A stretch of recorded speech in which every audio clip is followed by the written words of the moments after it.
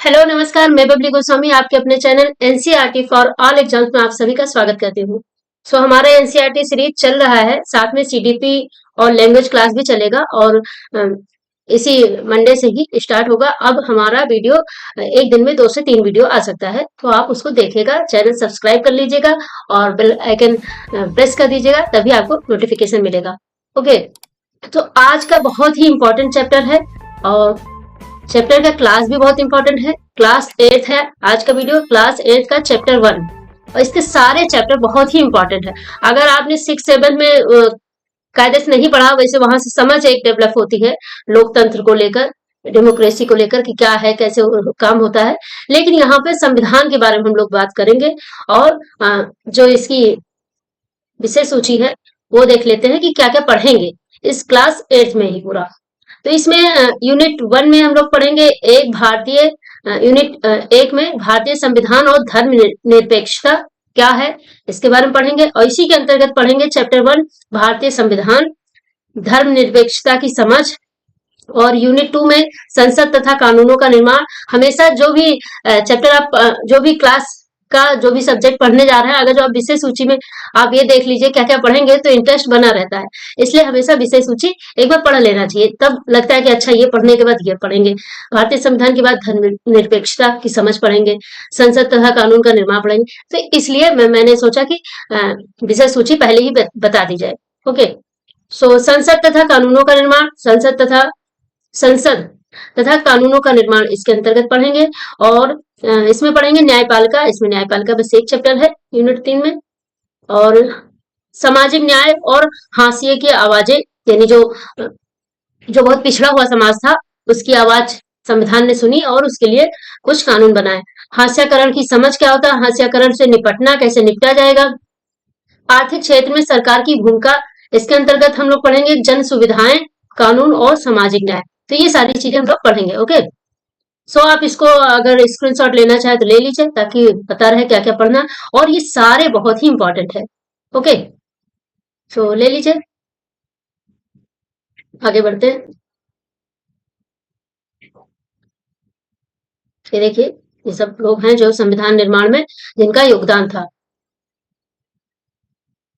संविधान निर्माण में लगभग 300 लोगों ने योगदान दिया था। ओके, पॉलिटिकल या पता नहीं किस वजह से कह दिया जाता है, किसी एक व्यक्ति का ही नाम लिया जाता है, लेकिन इसमें 300 लोग, लगभग 300 लोग, क्योंकि 300 लोग शुरुआत किए थे, बाद में काफी लोग निकल गए थे धीरे धीरे।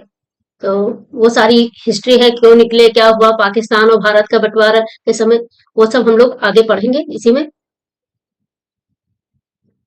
आगे बढ़ते हैं।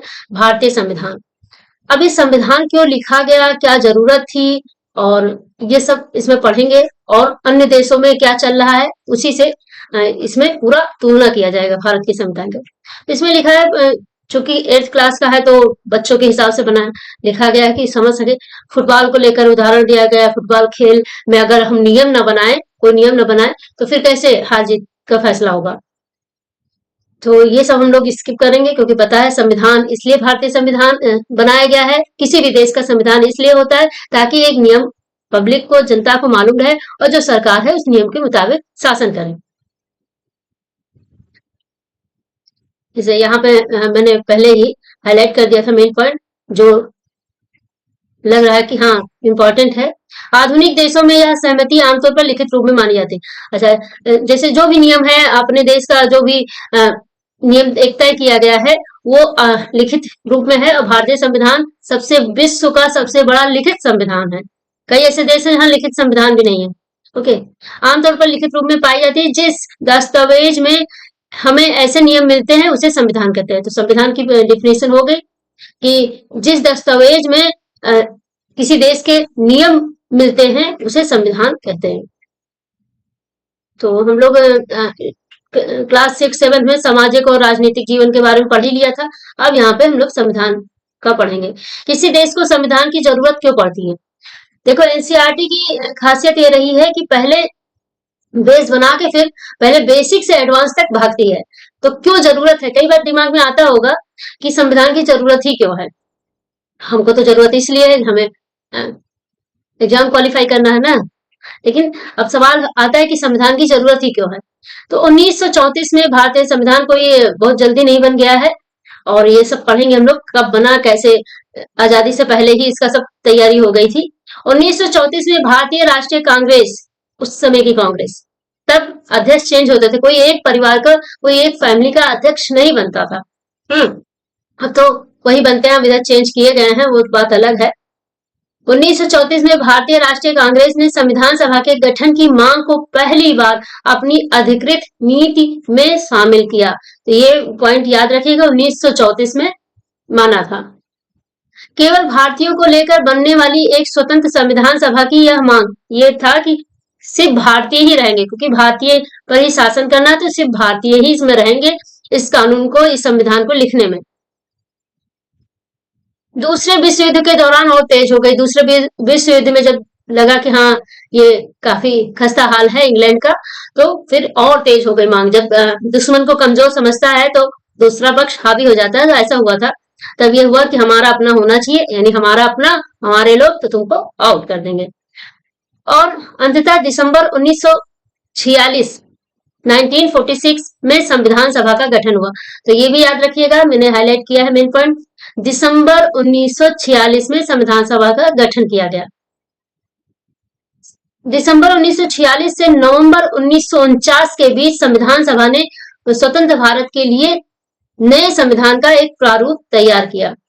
कितने, 1946 से लेकर नवंबर 1949 तक ये सारी जो वहां पे डिबेट हुए आपस में, हर कानून को लेकर काफी बहस हुई, और हर बहस को फाइल के रूप में लिखा गया है, रिकॉर्ड हुआ है फाइल के रूप में, रिटर्न रूप में। तो ऐसे नहीं कि ऐसे बना दिया गया जैसे तैसे।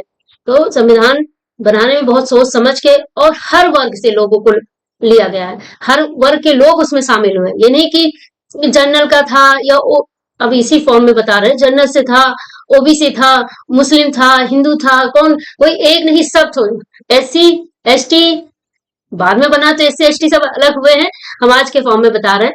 पहले था जैसे पहाड़ी वर्ग से भी सदस्य थे, जनजातीय वर्ग से थे, और दलित वर्ग से थे, मुस्लिम भी थे, सब लोग शामिल हुए, सिख भी थे। तो ऐसा नहीं है कि इसमें जो तथाकथित सवर्ण है वही शामिल थे। 150 साल की अंग्रेजी हुकूमत के बाद भारतीयों को आखिरकार अपनी नियति और भविष्य तय करने का मौका मिल गया, उस हिसाब से संविधान लिखा गया। तो इसमें कोई बहुत ज्यादा स्किप नहीं करने वाली चीज है, हर पॉइंट बहुत अच्छे से पढ़ेंगे। कितना संघर्ष के बाद मिला है स्वतंत्रता, ये लगभग सभी को पता है। ये देखिए जवाहरलाल नेहरू। आज दुनिया के ज्यादातर देशों के पास अपना संविधान है। ऐसे कई देश हैं जहां अपना संविधान नहीं है, इसलिए कहा गया ज्यादातर देशों के पास। आमतौर पर सभी लोकतांत्रिक देशों के बारे में उम्मीद की जा सकती है कि उनके पास संविधान जरूर होगा, तभी वो लोकतांत्रिक देश कहलाता है। तो यही बताई गई, इसमें कुछ भी स्किप नहीं करना। आप जब पीडीएफ इसमें लगा देंगे डिस्क्रिप्शन में, आप देख लीजिएगा, एक बार फिर भी पढ़ लीजिएगा। लेकिन इसका यह मतलब नहीं कि जिन देशों के पास अपने संविधान होते हैं वे सभी लोकतांत्रिक देश ही होते हैं। ऐसे कई देश हैं जहां अपना संविधान है लेकिन लोकतांत्रिक तब भी नहीं है। जैसे संविधान कई उद्देश्यों की पूर्ति कर, पहला यह दस्तावेज उन आदर्शों को सूत्रबद्ध करता है जिनके आधार पर नागरिक अपने देश को अपनी इच्छा और सपनों के अनुसार रच सकते हैं। जैसे चीन में भी लोकतंत्र कहा जाता है, लोकतंत्र है, लेकिन चीन में कितना है, एक ही पार्टी के तो सदस्य आते हैं बार बार, एक ही पार्टी के सदस्य तो वहां का राष्ट्रपति बनता है, तो वो लोकतंत्र एक हिसाब से नहीं कहा जाएगा। नेपाल में लोकतंत्र के लिए कई जनसंघर्ष हुए। नेपाल का ये वाकया दिया हुआ है जो इम्पोर्टेंट भी है, समझिएगा, क्योंकि नेपाल में क्या क्या हुआ था, राजतंत्र से फिर लोकतंत्र, फिर लोकतंत्र से राजतंत्र की मांग होने लगी, तो क्या वजह है ये आप समझिएगा। सर नेपाल में लोकतंत्र के लिए कई जनसंघर्ष हो चुके थे। 1990 में हुए संघर्ष के बाद लोकतंत्र की स्थापना हुई। यह लोकतांत्रिक व्यवस्था 2002 में राजा ज्ञानेंद्र ने गांव में माओवादी संगठनों के बढ़ते प्रभाव का बहाना बनाकर देश की मदद से सरकार के विभिन्न कामों को अपने कब्जे में लेना शुरू कर दिया। फरवरी 2005 में राजा ने शासन की बागडोर पूरी तरह अपने हाथों में ले ली। नवंबर 2005 में माओवादी माओवादी जैसे आतंकवादी होते हैं, उन लोगों को मारते हैं, और माओवादी जो होते हैं वही के जो जैसे नक्सली नहीं होते वैसे माओवादी, जैसे भारत में नक्सली नहीं होते, जो आम लोगों को नुकसान नहीं पहुंचाते, सरकार से उनका रहता है। तो वैसे जो माओवादी होते हैं, वो आम लोगों से नहीं, उनका सरकार वहां के राजा से ही संघर्ष चलता था। फरवरी 2005 में राजा ने शासन की बागडोर पूरी तरह अपने हाथों में ले ली। ये पूरा वाक्य इसलिए पढ़ रहे हैं ताकि एक एक पॉइंट मालूम रहे सारे समय के साथ। नवंबर 2005 में माओवादियों ने अन्य राजनीतिक दलों के साथ एक 12 सूत्रीय समझौते पर दस्तखत किए। इस समझौते में आम लोगों को लोकतंत्र और अमन चैन बहाल होने की उम्मीद दिखाई दे रही थी। लोकतंत्र के लिए चल रहा यह जन आंदोलन 2006 तक अपने शिखर पर पहुंचा। सारी वाकया देखिए, 2006 तक आंदोलनकारियों ने राजा की ओर से की गई छोटी मोटी रियायतों को नामंजूर किया और उन्होंने कहा कि भैया हमको लोकतंत्र चाहिए, हमें लिखित संविधान चाहिए। आखिरकार अप्रैल 2006 में राजा को तृतीय संसद बहाल करके राजनीतिक दलों को सरकार बनाने का मौका देना पड़ा। 2008 में राजतंत्र को खत्म करने के बाद नेपाल लोकतंत्र बन गया। तो नेपाल 2008 में लोकतंत्र बना, लेकिन तब भी लोग संतुष्ट नहीं है। क्या फिर लोगों की मांग हुई? 2006 में लोकतंत्र की मांग को लेकर चलने वाले जनतांत्रिक आंदोलन की ये देखिए तस्वीर, ये देखिए ऐसा हो रहा था। अब यहाँ आगे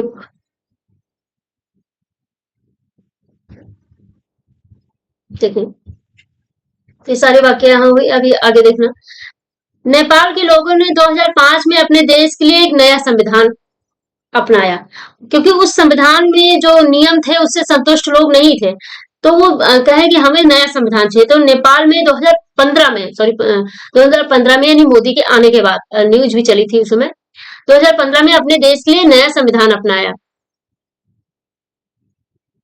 संविधान का दूसरा मुख्य उद्देश्य होता है, जैसे हमने यहाँ पहला उद्देश्य पढ़ा था, संविधान का पहला उद्देश्य, पहला, यह दस्तावेज उन आदर्शों को सूत्रबद्ध करता है जिनके आधार पर नागरिक अपने देश को अपनी इच्छा और सपनों के अनुसार रच सकते हैं। तो ये पॉइंट भी ठीक है, तो ये पॉइंट देख लीजिए।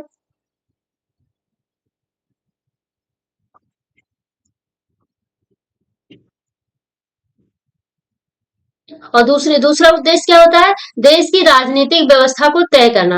नेपाल के पुराने संविधान में कहा गया था, अब नए संविधान की मांग क्यों हुई? क्योंकि पुराने में बहुत सारी ऐसी चीजें थी जो वहां की जनता को नहीं पसंद थी। नेपाल के पुराने संविधान में कहा गया था कि देश शासन की बागडोर राजा और मंत्री परिषद के हाथ में रहेगी। जिन देशों में लोकतांत्रिक शासन पद्धति या राज व्यवस्था चुनी है, वहां निर्णय प्रक्रिया के नियम तय करने में संविधान बहुत अहम भूमिका अदा करता है। तो जब ये यहाँ पे पहले जो 2015 से पहले संविधान, वहां पे संविधान था, उसमें राजा और मंत्री परिषद को काफी ताकत दी गई थी। तो इसलिए लोगों ने दूसरे संविधान की मांग की, दूसरा संविधान, लिखित संविधान की मांग की। क्योंकि लोकतांत्रिक शासन पद्धति या राज व्यवस्था में क्या होता है? नियम तय करने में संविधान, जो लिखित संविधान होती है, उसी की अहम भूमिका रहती है। उसमें राजा सर्वोपरि नहीं होता है, यानी जनता जिसको चुनती है अपना प्रतिनिधि, क्योंकि उसमें जनता हर एक, इतनी पब्लिक होती, हर एक पब्लिक जाके नहीं कर सकती है, तो वो अपना प्रतिनिधि चुनती है, फिर वो वहां प्रतिनिधि बैठते हैं और फैसला लेते हैं किसी भी कानून पर। ये स्किप करेंगे, एक कहानी के फॉर्म में बताया गया है, भी नीचे कुछ भी स्किप नहीं करने वाला है, तो आप पढ़ते रहिएगा आराम से बिना वीडियो बंद किए।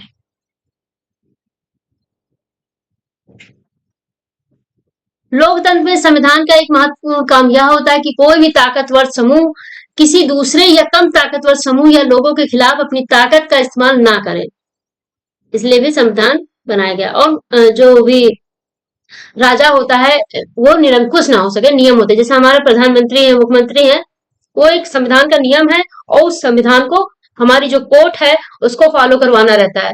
अगर जो राजा मुख्यमंत्री कुछ गड़बड़ करें तो उस संविधान में जो नियम, उसके दायरे से अगर जो बाहर किया तो भैया उनसे जवाब मांग सकते हैं।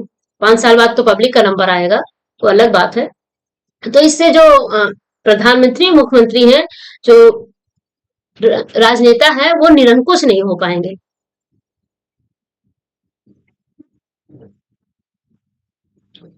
अच्छा, एक एक समुदाय दूसरे समुदाय पर अगर जो अपना दबदबा दिखाता है, जिसे अंतर सामुदायिक वर्चस्व कहते हैं, या फिर एक ही समुदाय के भीतर कुछ लोग दूसरों को दबा सकते हैं, जिसे अंतर सामुदायिक वर्चस्व कहते हैं। तो ये नाम याद रखिएगा, और इसको समझाने के लिए ऐसे बता, जैसे एक समुदाय है, ऐसे हिंदू मुस्लिम करके समझ लेते हैं। हाँ, जैसे एक है समुदाय है हिंदू, और एक है समुदाय मुस्लिम। तो हिंदू वाला मुस्लिम को दबाता है, उस पर अपना दबदबा कायम करता है, सताता है, दबाता है, जो भी, तो उसको बोलते हैं अंतर सामुदायिक वर्चस्व या इंटर कम्युनिटी वर्चस्व। और एक जैसे हिंदू है, हिंदू के अंदर जो और अंदर हैं, जो जातियों के रूप में, सब सभी में जाति हो, मुस्लिमों में है, सब में है, तो उसके अंदर जब करता है तो उसको बोलते हैं अतः अंतः सामुदायिक इंट्रा कम्युनिटी। तो इंग्लिश वाले वर्ड याद रखना, हिंदी वाले में अतः सामुदायिक वर्चस्व कहते हैं इसे। अब एक सवाल आता है कि संविधान क्यों होना चाहिए। इसका तीसरा महत्वपूर्ण कारण यह है कि हम, जैसे मैंने हाईलाइट ही कर दिया है, हम खुद को अपने आप से बचा सके। यह बात सुनने में जरा अजीब सी लगती है। असल में इसका मतलब यह है कि कई बार हम किसी मुद्दे पर बहुत तीखे ढंग से सोचने लगते हैं। ऐसे विचार हमारे व्यापक हितों के लिए नुकसानदेह हो सकते हैं। संविधान हमें ऐसी भावनाओं से बचाने में मदद करता है। तो संविधान हमारी रक्षा करता है। लोकतंत्र को मानने वाले अधिकांश लोग गंभीरता से महसूस करने लगे कि दलगत राजनीति यानी पार्टी पॉलिटिक्स बहुत विकृत हो चुकी है, इसलिए अब चीजों को दुरुस्त करने के लिए किसी तानाशाह को ही शासन सौंप देना चाहिए। देखो, कई जगह होता है, जैसे ये कहाँ की बात हो रही है, यहाँ देखो, संविधान कई ऐसी चीजें हैं जो रोकती हैं। जैसे संविधान में अगर कोई क्रिमिनल है, आपने उसको सामने से देखा है, किसी को मारा है, बिल्कुल सामने से देखा है, कई लोग जानते हैं, लेकिन एक प्रोसेस होता है कि जिला स्तर, फिर नहीं, ऐसे समझिए, जिला को न्यायालय, फिर उसके बाद में हाई कोर्ट, सुप्रीम कोर्ट, फिर उसके बाद राष्ट्रपति के पास जाता है माफीनामा। तो ये जो प्रोसेस होता है, ये पूरा होता है। लेकिन कई बार पब्लिक को, मैंने बहुत छोटा सा उदाहरण दिया, पब्लिक को बहुत बेचैन करता है कि मैंने जो ये आदमी, इसका वीडियो ही पूरा है, इसने ऐसा किया है, ये है, तब भी बताओ 1 मिनट में इसको नहीं बताया जा रहा है कि इसको सजा नहीं सुनाई जा रही है, ऐसे प्रोसेस चल रहा है। तो ये संविधान में नियम है, तो उस हिसाब से चलना पड़ता है। तो इससे बहुत लोग व्याकुल होते हैं, परेशान होते हैं कि ये सब बकवास नियम है, तो इसलिए कुछ लोग चाहते हैं मैंने छोटा सा नियम बताया। अच्छा, ऐसे और भी देशों में रहता है।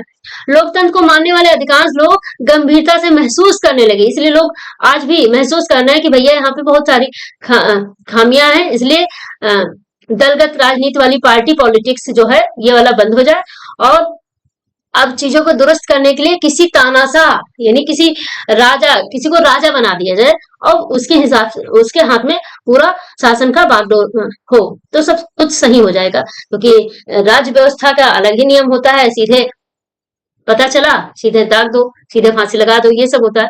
तो लोग बहुत जगह परेशान हैं लिखित संविधान से भी, क्योंकि लिखित संविधान है, नियम सब सही, सब पूरी तरीके से लिखे हैं, तो उस नियम को बहुत लोग जान लेते हैं, उस नियम से हट के जो नहीं रहता है, उससे वैसे क्राइम करते हैं। ऐसा पहले बहुत था, तभी तो देखो संशोधन करने का भी तो नियम दिया गया है। अब देखिए, जैसे जो ये क्राइम का 18 साल प्लस वालों को माना जाता है, तब उनको सजा होती है, और उससे पहले बालक माना जाता है, तो उससे पहले, उससे कम एज में कोई करता है तो सजा बहुत कम होती है। तो इसलिए भी आवाज उठती है कि भैया लिखित संविधान बेकार है, जो तानाशाह वाली व्यवस्था ज्यादा सही होती, जबकि दोनों गलत है। तानाशाह भी खराब है, लिखित संविधान वाला भी, लेकिन लिखित संविधान तानाशाह के मुकाबले अच्छा है, बहुत अच्छा है। खराबी दोनों में है, लेकिन सबसे ज्यादा खराबी तानाशाह में है। संविधान किसी भी लोकतांत्रिक समाज में कितनी महत्वपूर्ण भूमिका निभाता है। संविधान किसी भी लोकतांत्रिक समाज में कितनी भूमिका निभाता है, तो ये सब बातें थी, चलो इसको स्किप करते हैं, कोई ऐसा नहीं है।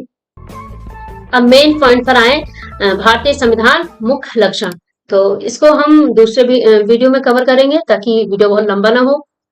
यहाँ तक समझ में आया ठीक है, वरना आप एक बार फिर पढ़ लीजिएगा, बहुत ही आसान शब्दों में है, कुछ ऐसा नहीं है। इसके बाद जो पॉइंट है वो है कठिन और याद भी होना चाहिए, क्योंकि इसमें हम लोग मौलिक अधिकार और मौलिक कर्तव्य ये सारी चीजें पढ़ेंगे।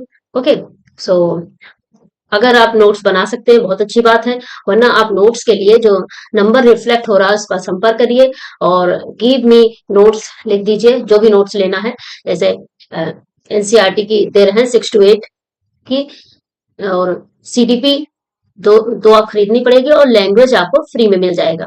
ओके, और साथ में आपको पेपर 1 सीटेट का पेपर 1 ईबीएस का भी फ्री मिल जाएगा। सो आप संपर्क करिएगा और आपको नोट्स बहुत मामूली कीमत पर मिल जाएगी। ओके, सो पढ़िए, मस्त रहिए, बाय बाय।